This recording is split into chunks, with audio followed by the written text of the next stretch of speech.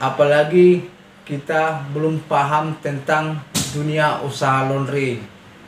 Nah, itu harus perlu kita pelajari.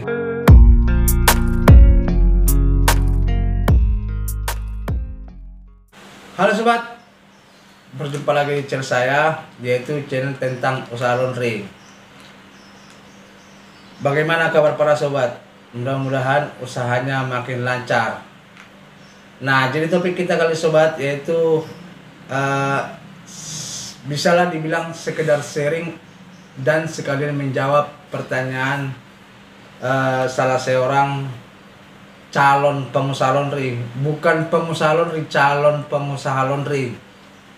Dimana kemarin ada pertanyaannya, apakah kita bisa meminjam meminjam uang ke bank untuk membuka usaha laundry? Nah, dan ini bukan sekali ini saja sih, sudah sering ada pertanyaan seperti ini. Nah, jadi kalau istilahnya untuk membuka sebuah usaha itu memang kalau kita minjam itu hal biasa. Nah, tapi saran saya, sebelum kita meminjam uang ke bank, baik pun atau ke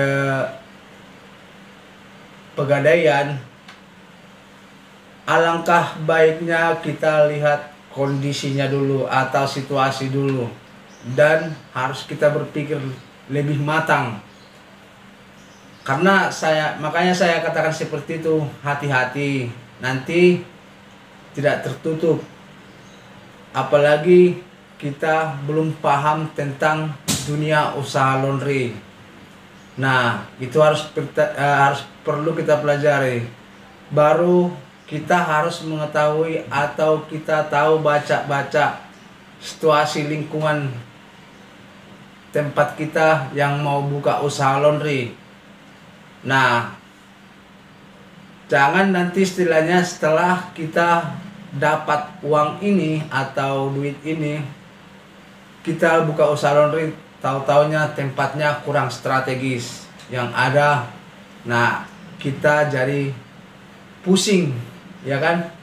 Dalam arti pusing mikirin bunga, pusing mikirin usaha yang sepi. Nah, banyak lah.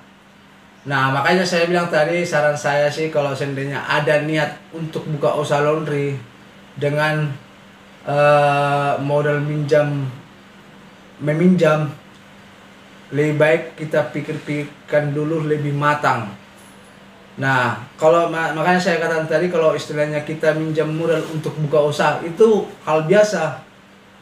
Banyak, bahkan pengusaha-pengusaha besar juga kan pasti minjam dari bank.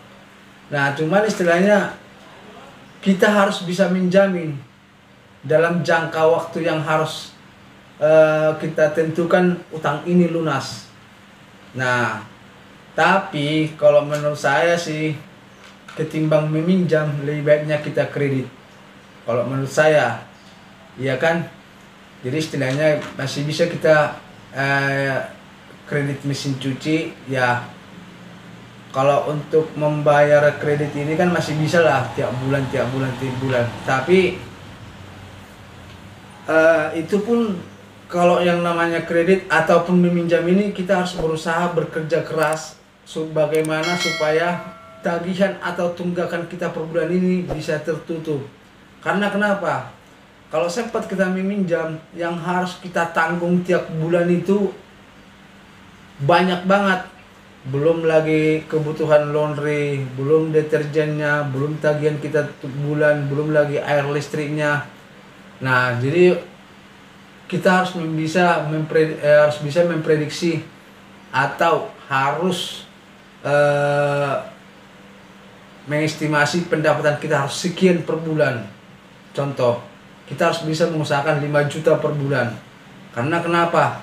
Yaitu tadi yang saya katakan tadi tuh, kita harus membayar tagihan tiap bulan. Nah, kalau bisa saran saya, sebelum kita melakukan meminjam untuk modal usaha, kita harus survei dulu lokasi, cocok enggak buka usaha laundry di sini. atau kalau seandainya kita buka bakal rame enggak. Nah, itu yang pertama. Yang kedua, kira-kira jika meminjam sekian juta untuk usaha ini, kira-kira model apa sih, mesin apa yang harus kita butuhkan? Banyak loh yang kita butuhkan kalau udah buka usaha ini. Belum setrikanya, mesinnya, rak bajunya, banyak. Nah, makanya saran saya sih kalau seandainya mau buka usaha ini, dengan meminjam modal, hati-hati. Jangan asal-asalan karena kita lihat orang rame, lebih baik buka usaha laundry, minjam modal pun, minjam uang dari bank pun jadi. Nah, tahu-taunya setelah kita meminjam, yang ada kita jadi bingung, merasa takut.